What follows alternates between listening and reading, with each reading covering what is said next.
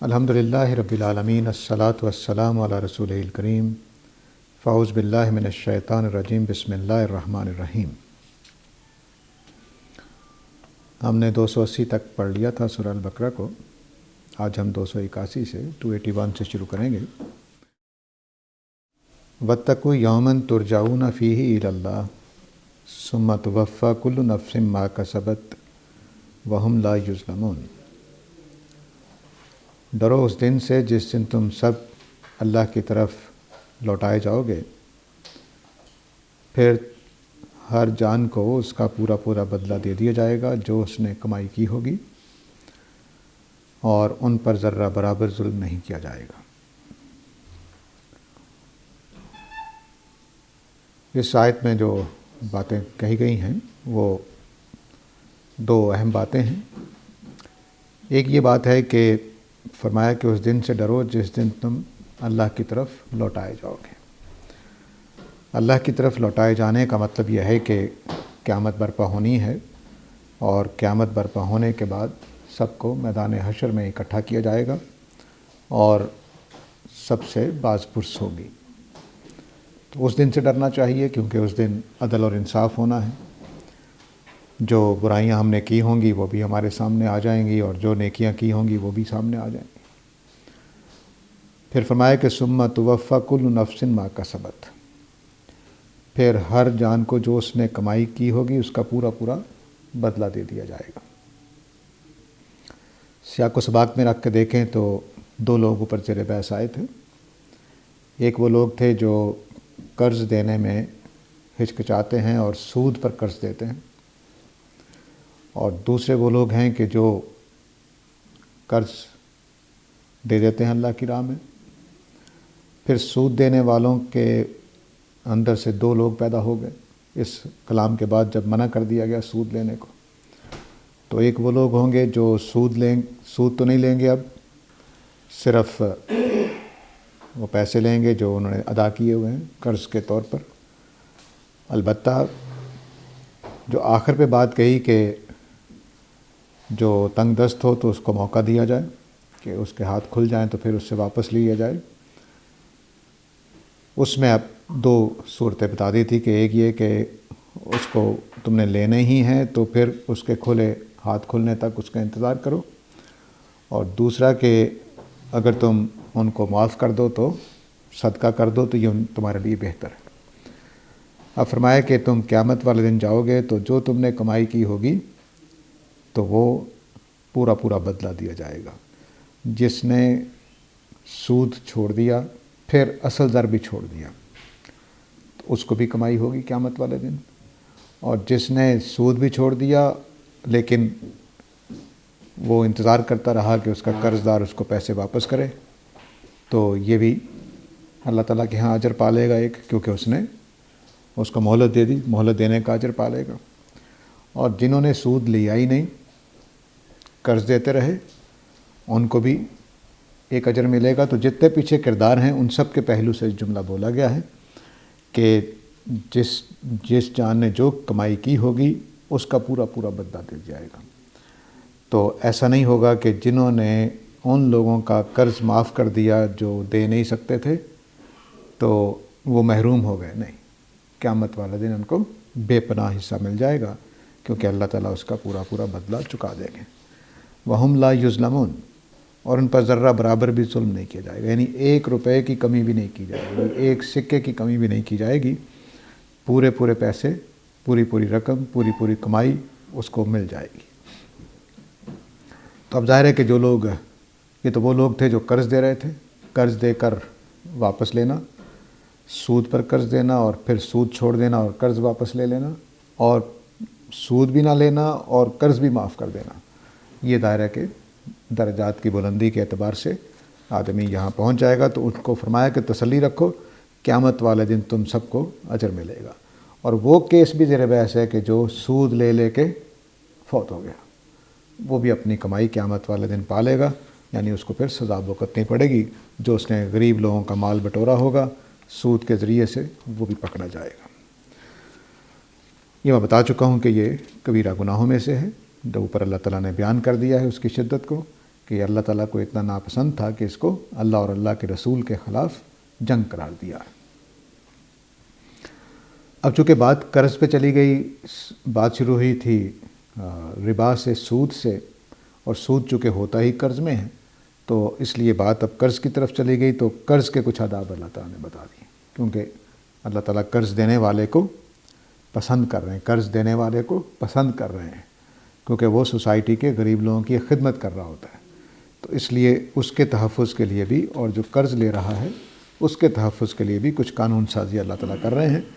یا ایھا الذین آمنوا، اے ایمان والو، اذا تداینتم بدین الی اجل مسمی فاکتبوہ، اے ایمان والو جب بھی تم قرض آپس میں دو ایک مقررہ مدت کے لیے تو اس کو لکھ لو۔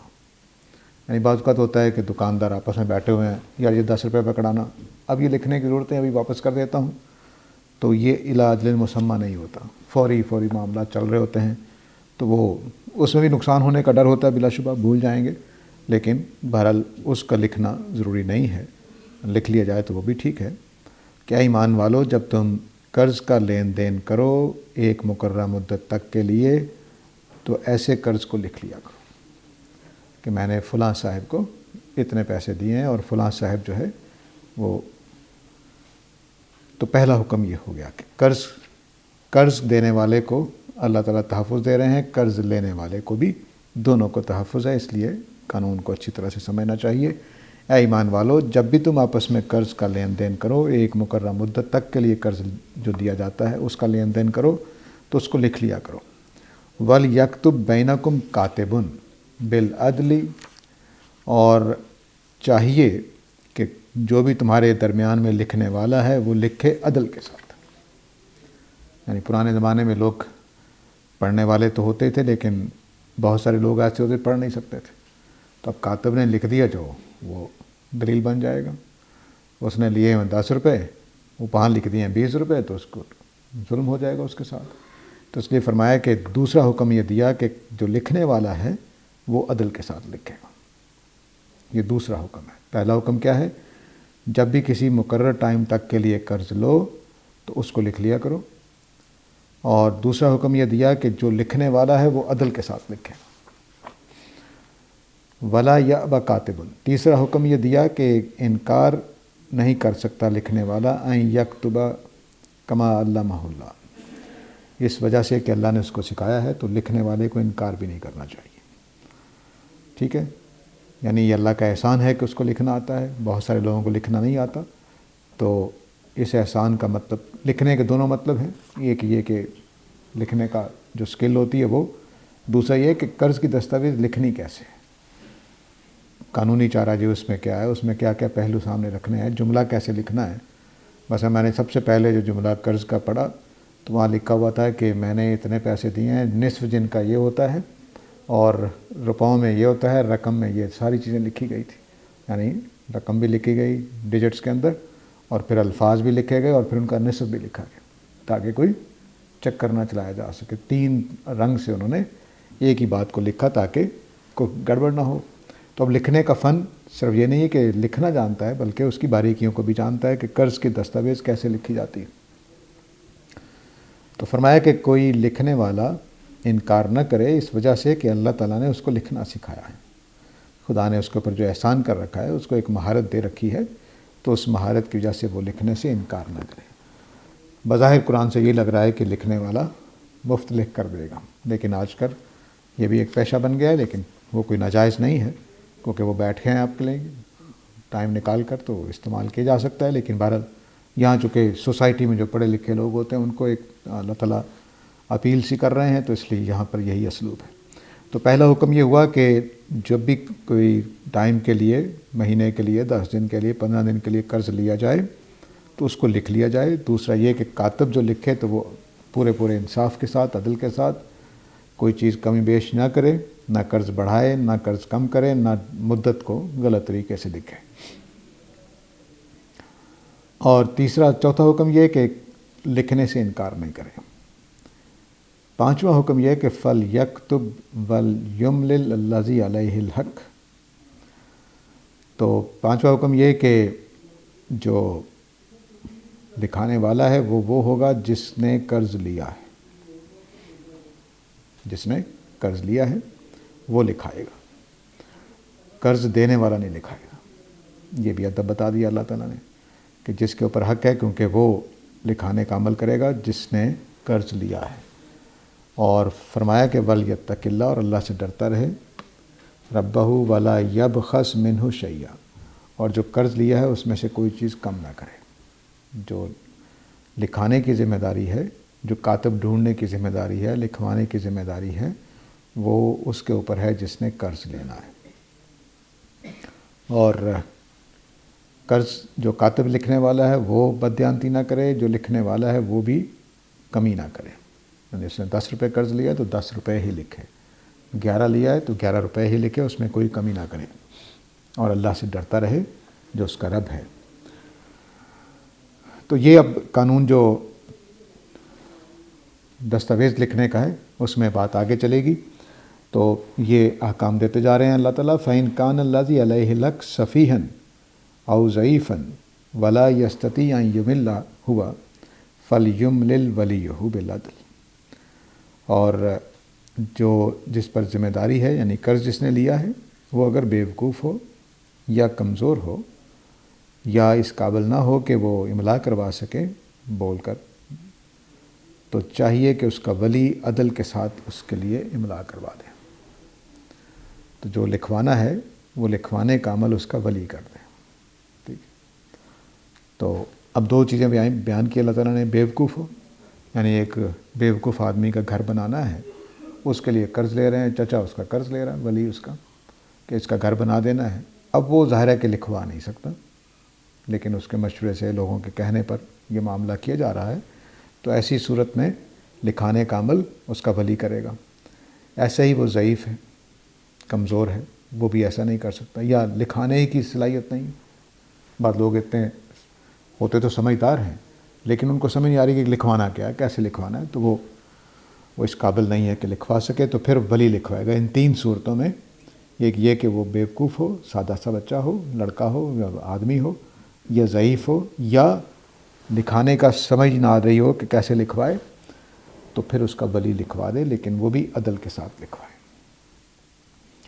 تو اب یہ سب کچھ جو کچھ ابھی تک ہم نے بات کی، یہ لکھوانے کے پہلو سے حکم تھے کہ جب بھی قرض اس طرح سے لیا جائے تو لکھ لو، خواہ سگے بھائی سے لیں، خواہ دوست سے لیں، لنگوٹیے یار سے لیں، لکھوانا چاہیے۔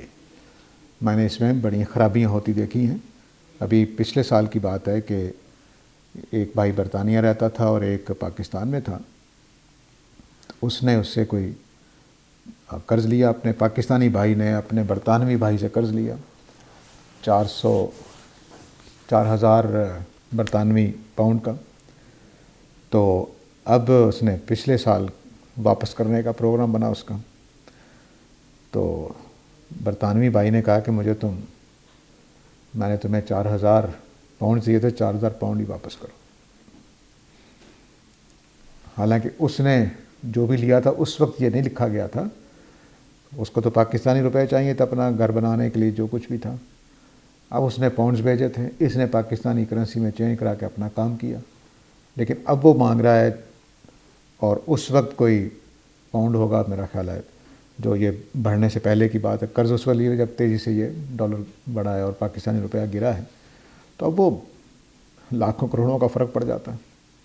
تو جب آپ نے لکھا تھا اسی وقت لکھ لینا چاہیے کہ کیا لکھا گیا ہے، کس بنیادوں پر واپس ہوگا، کس کرنسی میں واپس ہوگا، جب کرنسی بھی دوسری ہو رہی ہو، تو یہ لازماً لکھ لینا چاہیے۔ تو آج کل کے لکھنے میں یہ ساری باتیں لکھ لینی چاہیے کہ کتنی رقم لی ہے، پاکستانی روپے میں واپس ہونی ہے یا کسی اور کرنسی میں واپس ہونی ہے، یہ ساری باتیں لکھ لینی چاہیے۔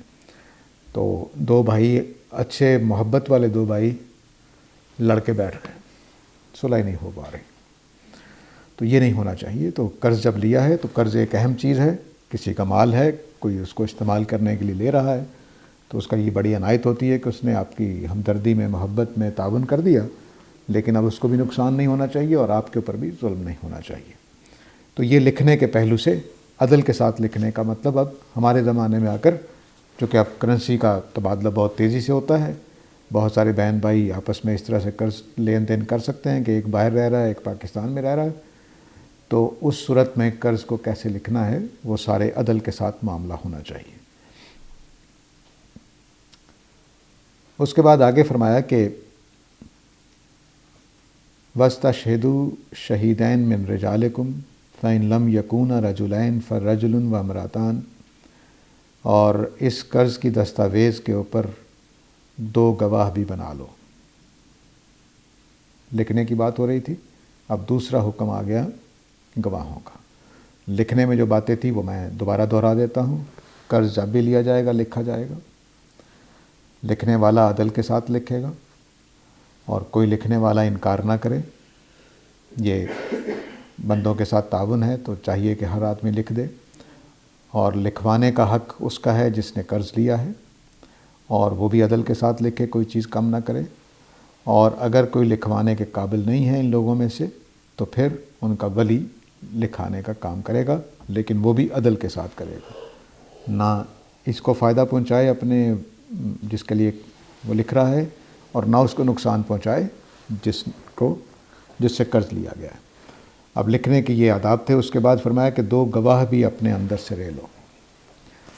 یہ آیت بہت مشہور ہے، اسی سے گواہی کا مسئلہ ہمارے ہاں پیدا ہوتا ہے۔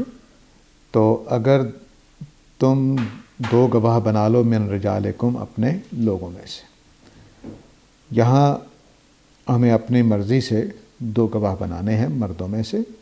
فَإِن لَمْ يَكُونَا رَجُلَيْنِ، تو اگر 2 آدمی نہ ملیں، فَرَجُلٌ وَامْرَأَتَانِ مِمَّنْ تَرْضَوْنَ مِنَ الشُّهَدَاءِ، تو پھر اپنی مرضی سے جو تمہیں راضی جو اچھے لگیں گواہ، وہ 2 عورتیں اور 1 مرد گواہ بنا لو۔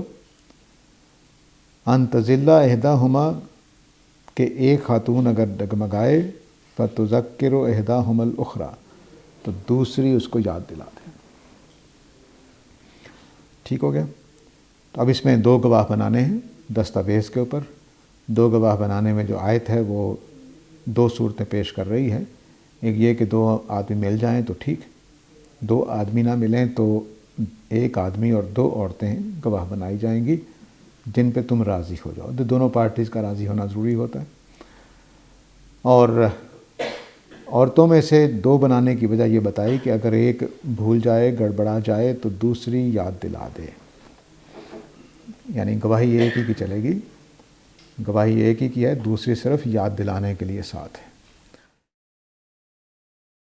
یہ ایک سادہ سی زندگی کی ہدایت ہے کہ خواتین جو ہیں وہ ان چیزوں میں جو شامل نہیں ہوتی کاروباری معاملات میں، تو ان کو اگر آپ شامل کریں تو پھر یہ اہتمام کر لینا چاہیے کہ 2 خواتین کو گواہ بنا لیں تاکہ ایک یاد دلا دے۔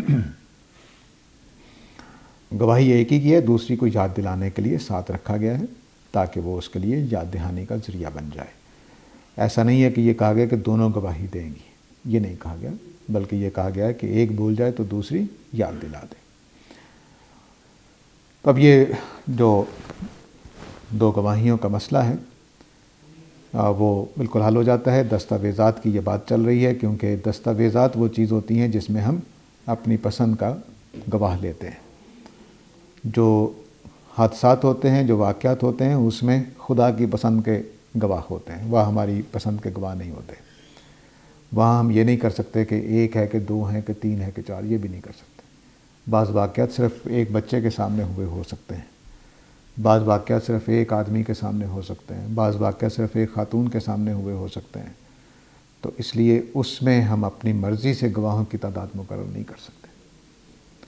اپنے گواہوں کی تعداد صرف ان چیزوں میں مقرر کی جاتی جو پبلک میں ہو گئے ہوں، وہاں آپ ہو سکتا ہے 10 مل جائیں۔ لیکن ایک چھپ کے کمرے میں ایک آدمی نے، آپ کے گھر میں چھپ کے ایک ڈاکو آیا، آپ گھر میں اکیلے تھے، ڈاکہ ڈال کے چلا گیا، تو اب کہاں سے 4 گواہ لائے جائیں گے، 2 گواہ لائے جائیں گے، اور 2 مرد اور 1 عورت، اور 2 عورتیں اور 1 مرد؟ یہ تو نہیں ہو سکتا۔ تو یہ تو دستاویز کے اوپر کی بات ہو رہی ہے۔ عام زندگی کی گواہیاں جو یہاں سے بحث نہیں ہیں کہ زنا کے کیس میں آپ کو 2، وہاں تو خیر 4 چاہیے ہوتے ہیں، یا چوری کے کیس میں 2 آدمی ہی گواہ ہوں گے تب کیس پکڑا جائے گا، ایسا نہیں ہوگا۔ یہ دستاویز کا معاملہ ہے کہ جس میں یہ قرینہ اس میں یہ ہے کہ ممن ترضون، ان میں سے جن کو تم پسند کرتے ہو، جن سے تم راضی ہو۔ تو چوری میں میرے راضی والے گواہ نہیں ہوتے، وہ تو اللہ نے رکھے ہیں جو بھی وہاں موجود ہوں گے۔ تو اس لیے یہ دستاویز کی شہادت ہے، نہ کہ واقعات کی۔ واقعات کی شہادت میں ہماری امت میں بہت شاندار تاریخ رہی ہے۔ اس میں بعض اوقات ایسے فیصلے بھی ہماری تاریخ میں موجود ہیں کہ جو جانوروں کی گواہی پر کیے گئے ہیں۔ یہ ایسا نہیں ہے کہ اس میں صرف انسان چاہیے ہوتے ہیں، جانوروں کی گواہی بھی چلتی ہے۔ مثلاً غالباً قاضی شریح کا واقعہ ہے، رحمہ اللہ، حضرت عمر کے زمانے کے قاضی ہیں۔ تو ان کے پاس ایک بیل کا کیس لایا گیا، تو ایک کہہ رہا ہے کہ یہ میرا، دوسرا بھی کہہ رہا ہے یہ میرا ہے۔ تو قاضی شریح نے پوچھا کہ تم نے بیچا اس کو یا تم نے خریدا ہے؟ اس نے کہا نہیں میرا ہے۔ دونوں نے کہا کہ میرا ہے۔ انہوں نے کہا اچھا کس گاؤں کے ہو؟ انہوں نے کہا یہ فلاں گاؤں کے ہیں۔ تو وہ گاؤں لے گئے، انہوں نے کہا بیل کو چھوڑ دو۔ بیل کو چھوڑ دیا تو بیل خود ہی اپنے گھر میں چلا گیا۔ انہوں نے کہا جس کے گھر میں چلا گیا اس کا۔ اب ظاہر ہے کہ انہوں نے یہ پوچھ لیا، تسلی کر لی کہ خریدا تو نہیں ہے، بیچا تو نہیں ہے۔ اب یہ فیصلہ نہیں ہو سکتا، اگر بیچ لیا ہے، خرید لیا ہے تو پھر ظاہر ہے کہ آج ہی اگر بکا ہے تو وہ اپنے گھر جائے گا، لیکن اگر خریدا نہیں گیا تو پھر وہ اپنے گھر میں جائے گا جہاں جاتا ہے۔ تو اس طرح کی چیزیں جو ہوتی ہیں واقعات کے اوپر یا اس طرح کے معاملات میں، اس میں ہم انسانوں کی گواہی تلاش نہیں کر سکتے، بعض اوقات ہمارے پاس کوئی گواہ نہیں ہوتا۔ تو فرمایا کہ تم دستاویز جب لکھنے بیٹھو تو 2 گواہ مردوں میں سے چن لو، اور اگر 2 مرد نہ ہوں تو پھر 1 مرد اور 2 عورتیں، اور تاکہ ایک جو ہے وہ ان میں سے اگر بھول جائے تو دوسری اسے یاد دلا دے۔ یہ تفصیل اس لیے کی ہے کہ اللہ تعالیٰ یہ کہنا چاہتے ہیں کہ گواہی ایک ہی عورت کی ہے، دوسری سپورٹ کرنے کے لیے۔ وَلَا يَأْبَ الشُّهَدَاءُ إِذَا مَا دُعُوا، جس طرح اوپر کہا تھا کہ کاتب لکھنے سے انکار نہ کرے، اس طرح سے یہاں بھی کہہ دیا کہ گواہ بھی گواہی دینے سے جب انہیں گواہی کے لیے بلایا جائے تو انکار نہ کرے۔ یعنی 2 موقعوں پر بلایا جاتا ہے، ایک جب آپ دستاویز لکھ رہے تھے اس موقع پر گواہ کے طور پر مانگا گیا، اور ایک اب جھگڑا ہو گیا ہے تو اس وقت گواہ کے طور پر کہ آپ کے سامنے یہ دستاویز لکھی گئی تھی تو آپ ذرا گواہی دیجئے کہ کیا معاملہ ہوا تھا۔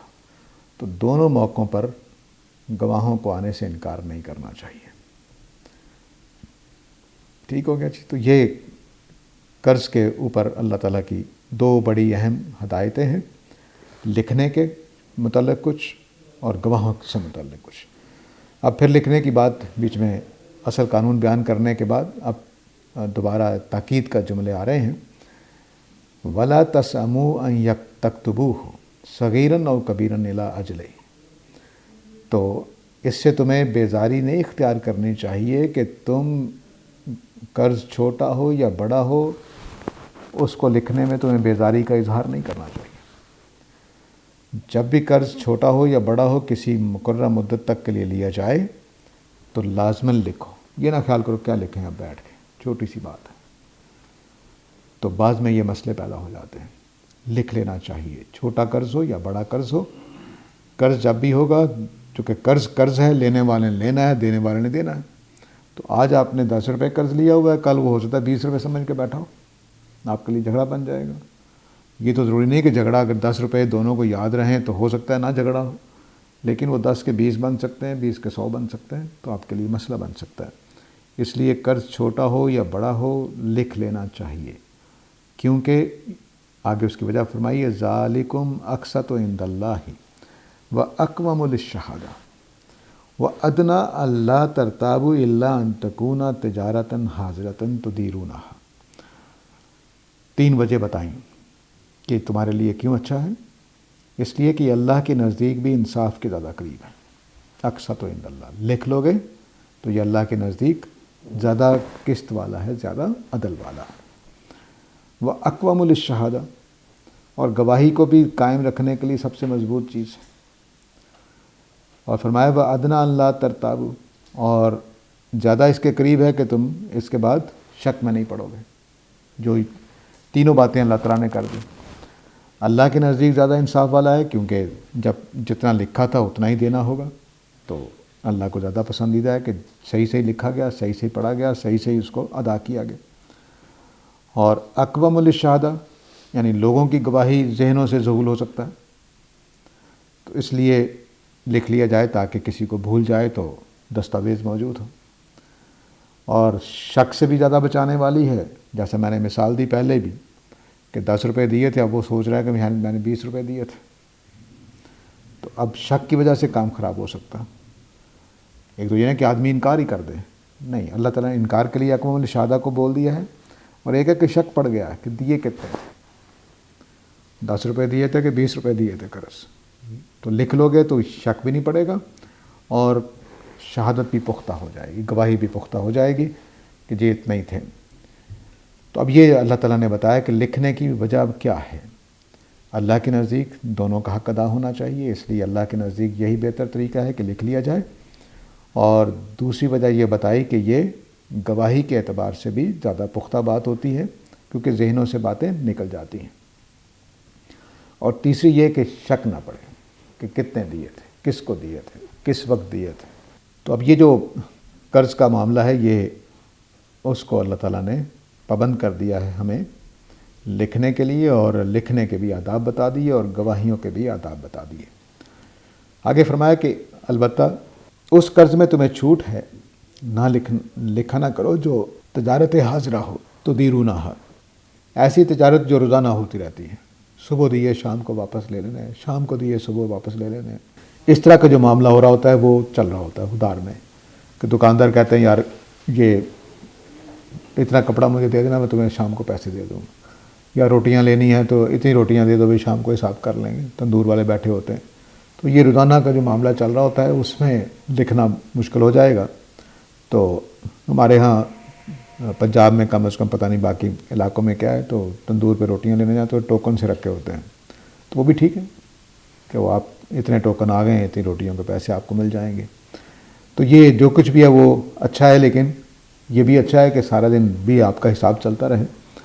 تو یہ ہونا چاہیے کہ کوئی نہ کوئی ایسا، تاکہ کسی پر ظلم زیادتی، کسی کا نقصان نہ ہو جائے۔ تو فرمایا کہ اس میں تمہیں اجازت ہے کہ نہ لکھو جو روزانہ کا چلتا ہوا کام ہوتا ہے تمہارے درمیان، تدیرونہا بینکم فلیس علیکم جناح الا تکتبوہ، تو اس میں تمہارے اوپر کوئی گناہ نہیں ہے کہ تم اس کو نہ لکھو۔ وَأَشْهِدُوا اِذَا تَبَایَعْتُمْ، اور جب تم ادھار کی تجارت کرو تو تب بھی 2 گواہ بنا لیا کرو۔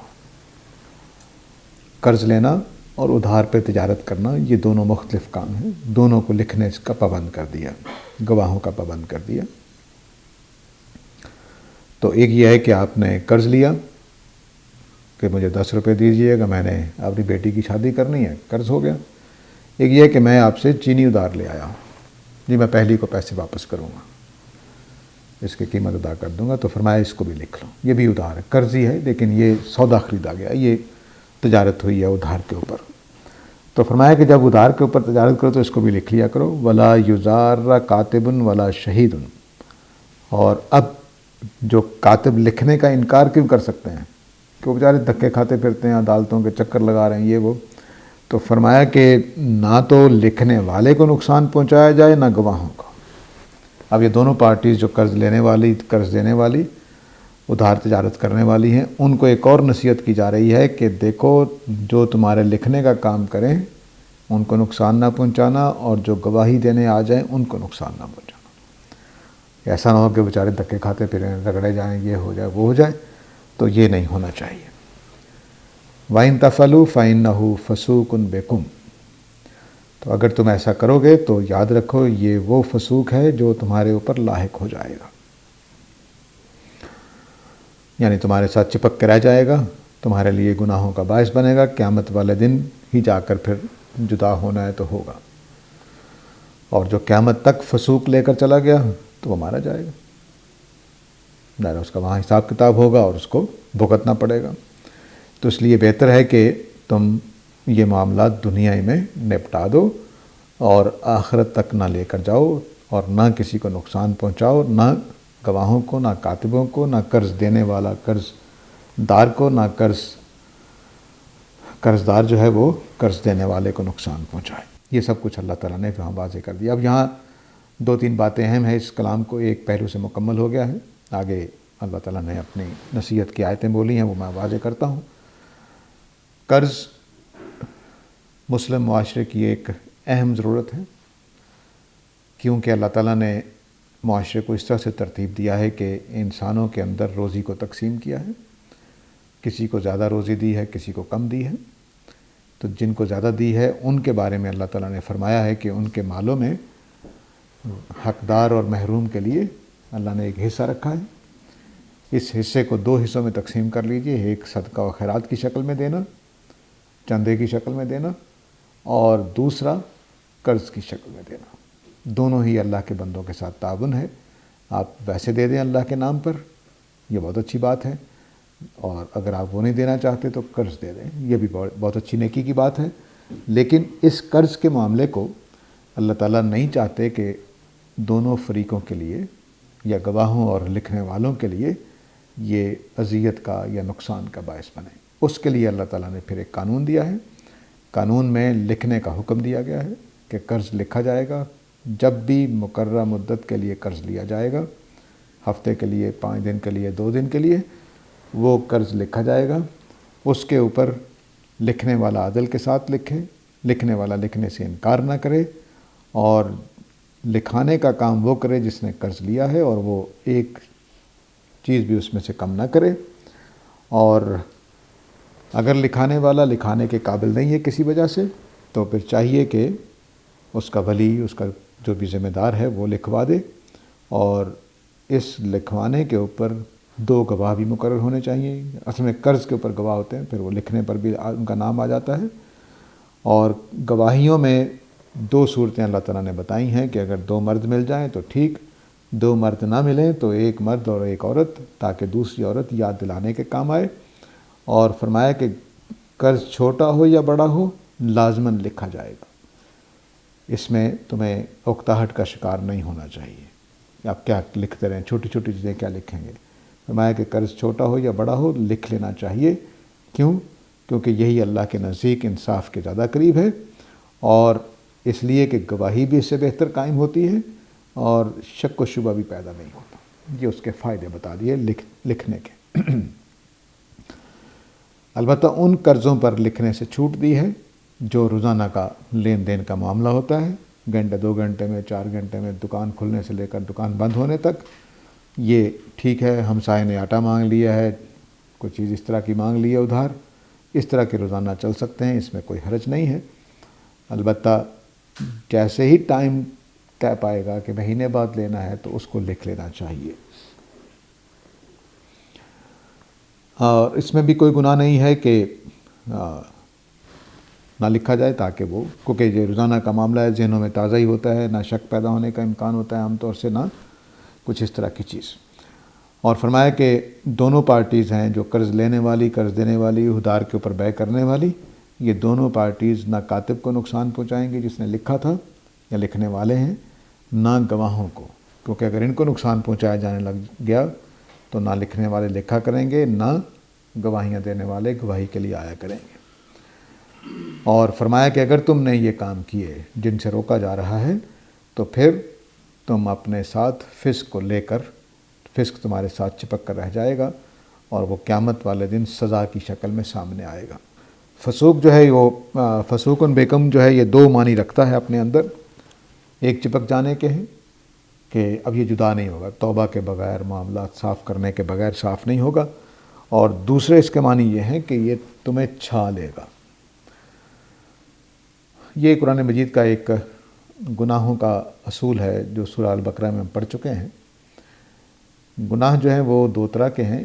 ایک وہ گناہ ہیں جو بس گناہ ہے، چھوٹے موٹے ہو گئے۔ ایک گناہ وہ ہیں جو پوری زندگی کا احاطہ کر لیتے ہیں۔ قرآن نے اس کو بیان کیا ہے، احاطت بہی خطیت ہو، کہ جس نے کوئی ایسی برائی کی جس کی خطیت نے اس کی پوری زندگی کو گھیر لیا۔ اس کے 2 ممکنہ معنی ہیں اس جملے کے۔ ایک ممکنہ معنی یہ ہے جو عام طور سے لوگوں نے لیے ہیں کہ آدمی ہر روز وہ گناہ کرنے لگ جائے، ساری زندگی اس سے بچ نہ سکے۔ چھوٹا گناہ ہے لیکن ساری زندگی مسلسل کرتا رہا، تو یہ وہ گناہ ہے جو احاطت بہی خطیت ہو گیا، کہ اس کی پوری زندگی کو چھا گیا۔ دوسرے معنی اس کے یہ ہیں کہ گناہ اتنا بڑا تھا کہ ساری زندگی کی نیکیاں کھا گیا. گناہ اتنا، قتل کر دیا، زنا کر دیا، وراثت کا حق مار لیا، شرک کر دیا، کسی رسول کا انکار کر دیا، اللہ کی کتاب کا انکار کر دیا. تو یہ وہ گناہ ہیں جو پوری زندگی کی نیکیوں کو کھا جائیں گے. تو یہ دو پہلوؤں سے گناہ گیر. تو اب فَإِنَّهُ فَسُوقٌ بِكُم میں بھی دو معنی ہو سکتے ہیں. ایک یہ کہ جو بھی گناہ تم کرو گے وہ تمہارے ساتھ چپکا رہے گا، تمہارے اعمال نامے کا حصہ بن جائے گا اور قیامت والے دن تمہیں بھگتنا پڑے گا. ایک مطلب یہ ہے. اور دوسرا مطلب یہ ہے کہ یہ مالی معاملات میں حقوق العباد کے اندر جب تم کوئی گناہ کرتے ہو تو وہ تو تمہاری پوری دولت کھا سکتا ہے، وہ تمہاری پوری نیکیوں کو کھا سکتا ہے. یہ میں پہلے اصول الگ سے کئی دفعہ بیان کر چکا ہوں کہ نیکیاں اور بدیوں کا معاملہ آپس میں کھانے اور بچ جانے کا معاملہ ہے. جیسے ہماری حساب کتاب جو اکاؤنٹس کی کتاب ہوتی ہے اس میں اتنی انکم ہوئی، اتنا خرچہ ہو گیا، تو یہی معاملہ گناہ اور نیکی کے ساتھ ہوتا رہتا ہے. جب ہم نیکی کرتے ہیں تو ہمارے کھاتے میں انکم ظاہر ہوتی ہے، اور جب ہم گناہ کرتے ہیں تو سمجھیے خرچ ہو گئی. ادھر ہم نے نیکی کی، پوائنٹس بڑھ گئے، ادھر ہم نے گناہ کیا، پوائنٹس کم ہو جائیں گے. تو یہ معاملہ ہوتا رہتا ہے. اس کو قرآن کہتا ہے یذھبن الحسنات السیئات، کہ حسنات جو ہیں وہ سیئات کو کھا جاتی ہیں، اور ایسا ہی سیئات حسنات کو کھا جاتی ہیں. یعنی نیکیاں بدیوں کو کھا جاتی ہیں، بدیاں نیکیوں کو کھا جاتی ہیں. تو اس کا مطلب وہی میں اس کو لیجر کے حساب سے سمجھانا چاہتا ہوں کہ ادھر انکم ہوئی، ادھر خرچ ہو گیا. قرآن نے اس کو سورہ قاریہ میں ایک اور پہلو سے بیان کیا ہے، وہ یہ کہ کل جو میزان لگنی ہے اس میں یا وزن ہوگا یا وہ ہلکا ہوگا. تو اب مثال کے طور پر یہ میزان ہے، اس میں ہم نے نیکیاں ڈالیں تو وزن کی وجہ سے نیچے چلی جائے گی، اور نیکیاں کم کریں گے تو یہ اوپر آتی چلی جائے گی. تو ایک لیول وہ ہوگا کہ جہاں زیرو ہے. فرض کر لیجیے کہ یہ لیول زیرو کا ہے، جہاں پہ اس وقت میرا ہاتھ ہے. نیکی ڈالی تو نیچے ہو گئی، پلڑا بھاری ہو گیا. نیکی ختم ہو گئی تو پلڑا ہلکا ہو گیا. اور اگر اس میں گناہ ڈالتے چلے جائیں تو یہ اونچا ہوتا چلا جائے گا ہلکا ہونے کی وجہ سے، جیسے ہلکی ہوا ہو کر اوپر جاتی ہے. تو یہ غالباً قیامت والے دن ہمارے ناپ تول اس طرح سے ہوں گے کہ ہماری نیکیاں اور ہماری بدیاں ایک پلڑے میں ڈال دی گئیں، وہ ایک دوسرے کو کھا کر باقی کیا بچا؟ نیکی بچ گئی ہے تو پلڑا بھاری ہے، بدی بچ گئی ہے تو پلڑا ہلکا ہے. تو یہ معاملہ قیامت والے دن ہونا ہے. تو اس لیے فسوقن بکم میں یہ معنی موجود ہیں کہ وہ ایسا چپکا ہے کہ وہ پلڑا ہلکا کر گیا ہے، یا ایسا چپکا ہے کہ قیامت سے پہلے کوئی اس کو ٹال نہیں سکتا. تو یہ اس لیے مالی معاملات ہوں، انسانوں کے ساتھ جو معاملات ہوں، دوسرے انسانوں کی جان، ان کا مال، ان کی آبرو، ان کے عقل، ان کی اولاد، اس کو نقصان نہیں پہنچایا جا سکتا. نبی کریم صلی اللہ علیہ وسلم نے خطبہ حجۃ الوداع کے موقع پر صحابہ سے پوچھا کہ آج کون سا دن ہے؟ تو صحابہ نے عرض کی کہ حج کا دن ہے. آپ نے پوچھا یہ کون سا شہر ہے؟ صحابہ نے عرض کی کہ یہ مکہ کا شہر ہے. تو آپ نے پوچھا کہ یہ کون سا مہینہ ہے؟ انہوں نے کہا کہ ذوالحج کا مہینہ ہے. تو نبی کریم صلی اللہ علیہ وسلم نے فرمایا کہ جو اس شہر، جو اس دن اور جو اس مہینے کی حالت ہے وہی تمام لوگوں کے جان، مال اور آبرو کی ہے. اب اس جو آپ نے تمثیل بنائی ہے، اس تمثیل کو ذرا کھولیے. اگر میں آپ کو گالی دوں تو اتنا ہی گناہ ہے جتنا خانہ کعبہ کو حج کے دن کو گالی دینے کا ہوگا، نعوذ باللہ من ذالک. ٹھیک ہے؟ اگر میں آپ کا مال چراتا ہوں تو حج کو چرانے کے معنی میں ہو جائے گا، اتنا ہی بڑا گناہ ہو جائے گا کہ میں خانہ کعبہ کی کوئی اینٹیں چرا کر لے آیا ہوں، اس کو میں نے منہدم کر دیا ہے. تو یہ اتنا بڑا گناہ ہے کسی کی جان، مال اور آبرو کو. ظاہر ہے کہ نبی کریم صلی اللہ علیہ وسلم نے جو یہ بات کہی ہے وہ اس کے ساتھ قرآن بھی کھڑا ہے. واتقوا اللہ، اور اللہ سے ڈرتے رہو.